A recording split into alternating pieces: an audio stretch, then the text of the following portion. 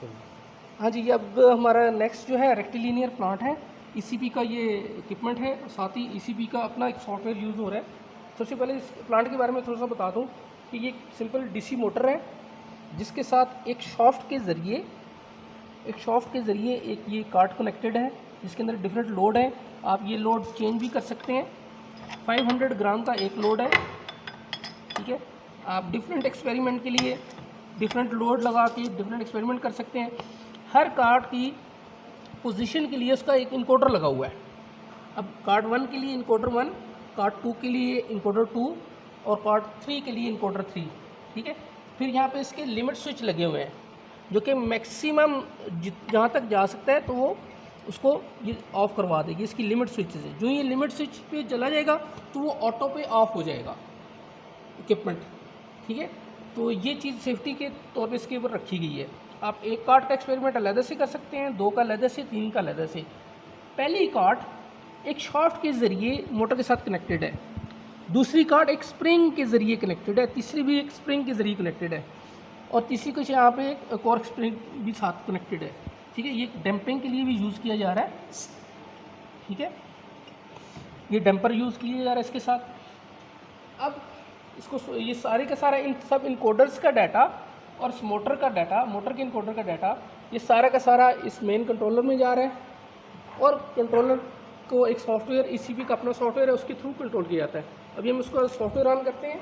ये अभी ईसीपी का सॉफ्टवेयर हम यूज़ करेंगे। स्टार्ट मेन्यू में जाएँ तो यहाँ पे आपको ईसीपी 32 के नाम से ये सॉफ्टवेयर सामने नज़र आ रहा है।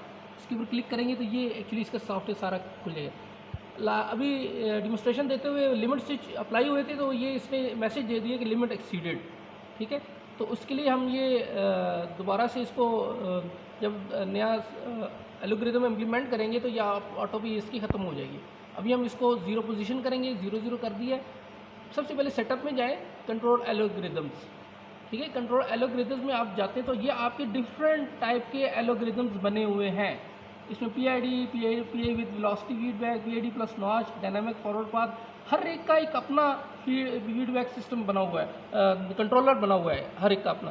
पीआईडी कंट्रोल में अगर जाएं तो आप ये देखें ये वाला एल्गोरिथम एक्चुअली बना हुआ है। इसमें आपके ये पैरामीटर्स हैं जो कि आप फाइन कंट्रोल गेन से बने हुए हैं, जो कि फाइन कंट्रोल आप फाइन ट्यूनिंग के लिए यूज़ करते हैं, ठीक है। ये आप अपने क्वेश्चन से जो जिस तरह फाइंड आउट होगा वो आप इसके अंदर इम्प्लीमेंट करते जाएंगे, अपने कंट्रोलर को फाइन ट्यून करेंगे इनके ज़रिए, ठीक है। इसी तरह आपका पीआईडी विद वेलोसिटी फीडबैक, वो इसका अपना ये सॉफ्टवेयर है, ये इस तरह का कंट्रोलर बना हुआ है। और पीआईडी प्लस नॉच, ये देखें ये इस तरह का सॉफ्टवेयर बना हुआ है, ये इसके अपने ये कंट्रोल गेन्स हैं। फिर इसके बाद डायनामिक फॉरवर्ड पाथ है, तो इसमें ये इस तरह का बना हुआ है, ठीक है। और अगर डायनामिक ये वाला चेक करें तो ये देखें इस तरह करके स्टेट फीडबैक है, तो इस तरह का बना हुआ है, ठीक है। और ये एक है जर्नल फॉर्म, एक जर्नल सा बना हुआ है। इसमें आप अपनी मर्ज़ी से जो चीज़ सिलेक्ट करना चाहें वो सिलेक्ट कर लें, तो आपका एक जो भी कंट्रोलर है जिस तरह जो पैरामीटर्स आपने लगाने हैं वो कनेक्ट होते चले जाएंगे, जिस तरह जो लूप कनेक्ट करनी है। बहरहाल अभी हम सिंपल इसको करेंगे, सिंपल पीआईडी की तरफ जाते हैं। सिंपल पीआईडी का कंट्रोलर वो इम्प्लीमेंट करवाते हैं। सेटअप एल्गोरिथम्स, ये हमारे पास ये डिफरेंट ऑलरेडी पैरामीटर्स लगे हुए हैं इसके अंदर, ये फिलहाल ओके इसको कर देते हैं। अब जो भी हमारा एल्गोरिथम हमने सेटअप कर दिया उसको इम्प्लीमेंट करेंगे। जब तक इम्प्लीमेंट करेंगे, जब तक हम इम्प्लीमेंट इसको नहीं करेंगे उस वक्त तक हमारा कोई कंट्रोलर सिस्टम के ऊपर इम्प्लीमेंट नहीं होगा, ठीक है। और ये सही तरह से कंट्रोल नहीं होगा। इम्प्लीमेंट एल्गोरिथम, अब ये इम्प्लीमेंट हो चुका है, हमने क्लिक किया है, ओके। अब मैं अपने कंट्रोलर को ये वो हमारा लिमिट एक्सीड वो भी क्लियर हो गया अब सारा। अब जो ही मैं यहाँ से अब मैंने कंट्रोलर इम्प्लीमेंट करवा दिया, वो इस इक्विपमेंट के ऊपर इम्प्लीमेंट हो चुका है, डीसी मोटर के ऊपर इम्प्लीमेंट हो चुका है। अब क्या करेंगे कि इसको मैं चेक करना चाहता हूँ कि ये मेरा कंट्रोलर सही काम करता है या नहीं है। तो उसके लिए कमांड, इसके अंदर एक ट्रैजेक्टरी, ये मैं अपनी मर्ज़ी से इसको एक डिस्टर्बेंस दूंगा, एक उसकी ट्रैजेक्टरी में कन्फिगर करना चाहता हूँ। तो डिफरेंट टाइप्स, ये पल्स भी दे सकता हूँ, स्टेप्स भी दे सकता हूँ, रैम्प फंक्शन भी दे सकता हूँ, पैराबोलिक भी, क्यूबिक भी, साइनोसॉइडल भी, साइन शिफ्ट भी, और यूज़र डिफाइंड भी, कोई भी डिफरेंट सा। तो मैं यहाँ पे अभी स्टेप्स इसको देना चाहता हूँ। तो स्टेप्स कितने होंगे, कितने बड़े होंगे, छोटे होंगे, वो उसका सेटअप यहाँ पे जाएँ। तो ये स्टेप साइज़, ठीक है। अब स्टेप साइज़ ये 1000 लगा होगा, मैं उसको 500 करूँगा। और डेवल टाइम इतने टाइम तक वो चलेगा, और नंबर ऑफ ये मिली सेकेंड्स के में है, नंबर ऑफ रिपल्स, तो यहाँ पे मैं नंबर ऑफ रिपल्स यहाँ पे 3 कर देता हूँ, ठीक है। और ये 3 इसको करने के बाद यहाँ पे क्लोज लूप सेटअप है, ओके किया। अब ये सारा कुछ करने के बाद, ये करने के बाद अब मैं इसको चेक करना चाहता हूँ कि ये कैसे काम करेगा। तो यहाँ पे कमांड के अंदर ये एग्जीक्यूट, तो एग्जीक्यूट पे जब जाऊँगा इसको रन करवा दूँगा। अब ये 1 2 3 के बाद अब ये डाटा अपलोड कर रहा है इनकोडर्स का, ठीक है। 3 के बाद अपलोड जब करेगा इसको हम ओके कर देंगे।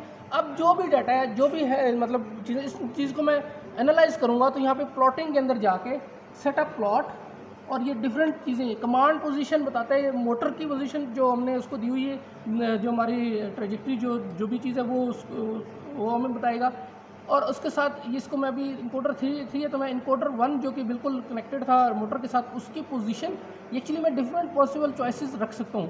इनकोडर 1 की acceleration, following error, position, velocity, इसी तरह इनकोडर 2 की, इनकोडर 3 की सारी पैरामीटर्स। तो मैं अभी सिर्फ इनकोडर 1 की पोजीशन इसको ऐड करवाता हूँ, और इनकोडर 2 की पोजीशन इसको ऐड करवाता हूँ। ये 3 चीज़ें, इनका ग्राफ मुझे शो करवा दे। तो यहाँ पे भी प्लॉट डाटा पे जाऊँगा, प्लॉट डाटा किया तो ये इसने एक्चुअली मुझे प्लॉट करके दे दिया है। अभी यहाँ पे 500 तक जा रहा है, मैं चाहता हूँ यार इसकी लिमिट बड़ी हो जाए, तो मैं इसी के अंदर प्लॉटिंग में यहाँ पे एक्सेस स्केलिंग में जाऊँगा। एक्सेस स्केलिंग में ये 500 तक है, इसको मैं 1000 तक कर देता हूँ, ओके करूँगा तो ये मुझे स्केलिंग वहाँ पे करवा के देता।